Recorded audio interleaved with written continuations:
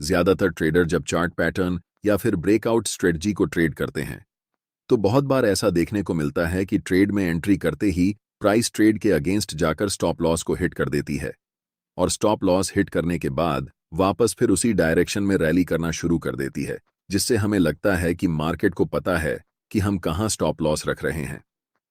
इसीलिए price stop loss hit करके फिर वहीं से वापस टारगेट की तरफ जाने लगती है। यह सब देखकर हमें बहुत बुरा लगता है। इस वीडियो में हम जानेंगे कि ट्रैप ट्रेडिंग क्या होती है, ट्रैप ट्रेडिंग को कैसे आइडेंटिफाई कर सकते हैं, और वीडियो के अंतिम हिस्से में हम एक ऐसी स्ट्रेटजी शेयर करेंगे जिससे आप ट्रैप ट्रेडिंग से प्रॉफिट बना सकते हैं। इस वीडियो का सबसे इंपॉर्टेंट हिस्सा है ट्रैप ट्रेडिंग को आइडेंटिफाई करना, जो ज्यादातर ट्रेडर्स नहीं जानते हैं। इस कारण ज्यादातर समय ऐसे ट्रेडर्स का स्टॉप लॉस हिट हो जाता है। वीडियो को शुरू करते हैं और सबसे पहले जानते हैं कि ट्रैप ट्रेडिंग क्या होती है। ट्रैप ट्रेडिंग को हम लोग फेक ब्रेकआउट भी कहते हैं। चार्ट पर यह एक इंपॉर्टेंट रेजिस्टेंस लेवल है। प्राइस जब इस लेवल को ब्रेक करके रेजिस्टेंस लेवल के ऊपर क्लोज करती है तो ट्रेडर्स अपनी एंट्री बनाते हैं, लेकिन प्राइस ऊपर न जाकर रेड कैंडल बनाते हुए स्टॉप लॉस हिट कर देती है और नीचे की तरफ चल जाती है। इसे ही हम ट्रैप ट्रेडिंग या फिर फेक ब्रेकआउट कहते हैं। ऐसा इसलिए होता है क्योंकि जो बड़े ट्रेडर्स या ऑपरेटर्स मार्केट में होते हैं उन्हें लिक्विडिटी चाहिए होती है। जैसा कि हम सभी जानते हैं, मार्केट में जितने बाय ऑन ऑर्डर्स एग्जीक्यूट होंगे उतने ही सेल ऑन ऑर्डर्स भी एग्जीक्यूट होंगे। सिर्फ बिडिंग प्राइस ऊपर या नीचे होता है, लेकिन एग्जीक्यूटेड ऑन ऑर्डर्स की संख्या बायर्स और सेलर्स के बीच बराबर होती है। इसीलिए ब्रेकआउट पर जब रिटेल ट्रेडर्स सबसे ज्यादा बाय साइड पोजीशन बनाते हैं तो ऑपरेटर्स का बड़े क्वांटिटी में सेल ऑन ऑर्डर एग्जीक्यूट हो जाता है, जिसे हम लिक्विडिटी कहते हैं। और रिटेल ट्रेडर्स को जब लॉस होता है तभी ऑपरेटर्स को प्रॉफिट होता है। हमारे लिए यह जानना महत्वपूर्ण है कि फेक ब्रेकआउट या फिर ट्रैप ट्रेडिंग को हम कैसे चार्ट पर आइडेंटिफाई कर सकते हैं ताकि हम अपने लॉस से बच सकें और ट्रैप ट्रेडिंग का इस्तेमाल कर प्रॉफिट कमा सकें। ट्रेडिंग को आइडेंटिफाई करने के लिए प्राइस के साथ साथ वॉल्यूम को एनालाइज करना भी आना चाहिए, क्योंकि भले ही प्राइस कुछ न बताए, वॉल्यूम से यह पता चल सकता है कि ब्रेकआउट फेल होने वाला है या नहीं। वॉल्यूम आपको यह दिखा सकता है कि मार्केट में बड़े ऑर्डर्स कब एग्जीक्यूट हो रहे हैं। इसीलिए कहा जाता है कि वॉल्यूम ऑपरेटर का फुटप्रिंट होता है। प्राइस भले ही हमें चकमा दे सकता है, लेकिन वॉल्यूम हमेशा एक्यूरेट जानकारी देता है। चलिए जानते हैं कि वॉल्यूम की मदद से हम कैसे फेक ब्रेकआउट को आइडेंटिफाई कर सकते हैं। इस चार्ट में प्राइस ग्रीन कैंडल बनाते हुए ऊपर की तरफ जा रही है। जैसे ही प्राइस इस रेजिस्टेंस लेवल को ब्रेक करती है और थोड़ी ऊपर जाकर छोटे छोटे रेड कैंडल बनाते हुए नीचे की तरफ रिट्रेस होती है, ऐसे समय में हमें वॉल्यूम पर ध्यान देने की जरूरत होती है।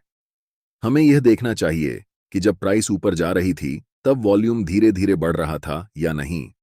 अगर वॉल्यूम बढ़ रहा हो तो यह हमारे लिए एक अच्छा संकेत है कि बायर्स में काफी मजबूती है। और जब प्राइस छोटे छोटे कैंडल बनाते हुए रिट्रेस होकर वापस ब्रेकआउट लेवल पर आती है तब वॉल्यूम छोटे छोटे होना चाहिए। अगर रिट्रेसमेंट की वॉल्यूम ब्रेकआउट वॉल्यूम से कम है तो यह हमारे लिए एक संकेत है कि सेलर्स मार्केट में कमजोर हैं। इसका मतलब है कि जब प्राइस नीचे की तरफ आ रही है तो सेलर्स ज्यादा क्वांटिटी में मार्केट में एंट्री नहीं ले रहे हैं, जिससे वॉल्यूम बार की साइज छोटे छोटे हो रहे हैं। रिट्रेसमेंट के बाद जब प्राइस बड़े ग्रीन कैंडल बनाते हुए रिसेंट हाई को ब्रेक करके स्विंग हाई के ऊपर क्लोज करती है और इस ब्रेकआउट कैंडल की वॉल्यूम रिट्रेसमेंट कैंडल के वॉल्यूम से ज्यादा होती है, तो यह हमारे लिए एक परफेक्ट सेटअप होता है जहां हम बाय पोजीशन बना सकते हैं।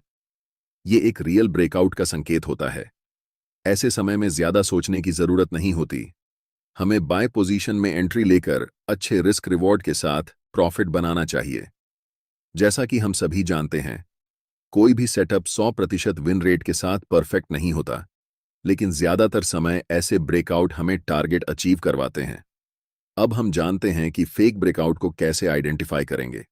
जब प्राइस रेजिस्टेंस लेवल को ब्रेक करके ऊपर क्लोज करती है और कुछ कैंडल बनाती है तब हमें वॉल्यूम धीरे धीरे बढ़ते हुए दिखाई देता है, लेकिन जब प्राइस रिट्रेसमेंट के लिए नीचे आती है और ब्रेकआउट लेवल के नीचे जाकर क्लोज होती है, ऐसे समय में हमें अलर्ट हो जाना चाहिए, क्योंकि यह ब्रेकआउट फेल होने की पहली निशानी है।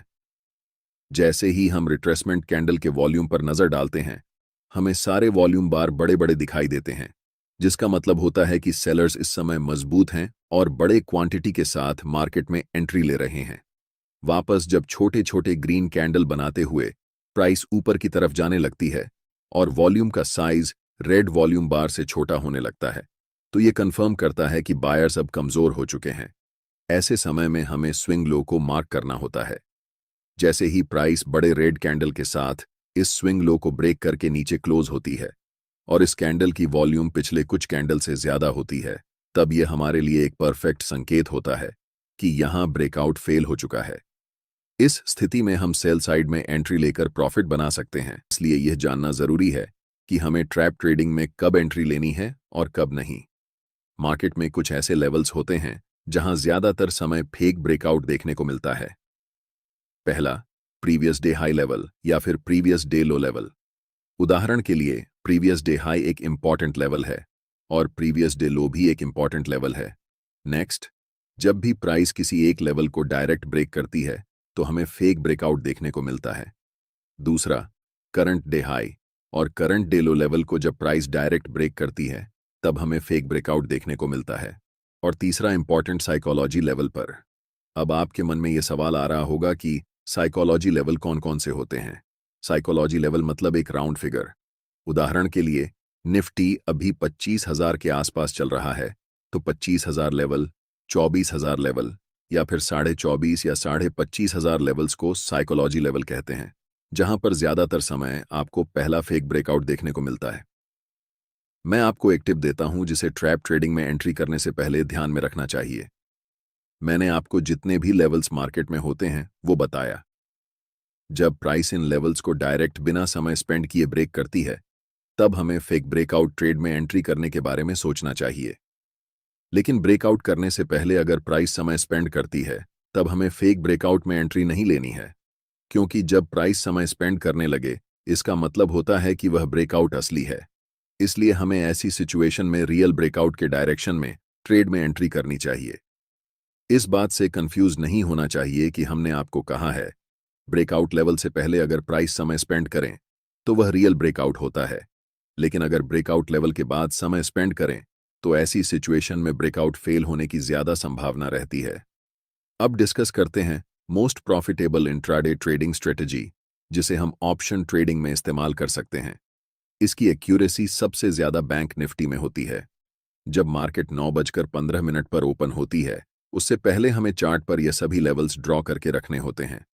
Previous day high, previous day लो और अगर कोई रीसेंट स्विंग लो या फिर स्विंग हाई हो तो उसे मार्क करना है। और बैंक निफ्टी में 1 मिनट टाइम फ्रेम में जब पहली कैंडल बनाकर क्लोज होती है तब उस कैंडल के हाई और लो को मार्क करना है। या फिर अगर लगातार एक ही कलर की कैंडल बन रही हैं तो हमें उन सभी कैंडल्स का ग्रुप बनाकर उनके हाई और लो को मार्क करना है।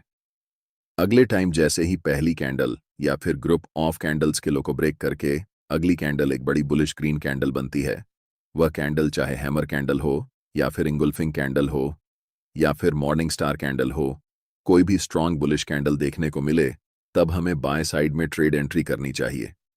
इसमें हमारा स्टॉप लॉस प्रीमियम का टोटल 10% होगा और टारगेट स्विंग हाई या फिर 1 से 2 होगा। अगर प्रीमियम का प्राइस 200 है तो हम 20 पॉइंट का स्टॉप लॉस रखेंगे और 40 पॉइंट का टारगेट। यहां ट्रैप ट्रेडिंग इसलिए काम करती है क्योंकि जब मार्केट ओपन होती है तो पहली कैंडल का हाई और लो रेजिस्टेंस और सपोर्ट की तरह काम करता है और ज्यादातर रिटेल ट्रेडर्स ब्रेकआउट पर ट्रेड लेते हैं। छोटे टाइम फ्रेम में सबसे ज्यादा मैनिपुलेशन होता है, इसीलिए अगर आप बिगिनर हैं तो आप ऑप्शन ट्रेडिंग से खासकर दूर रहें।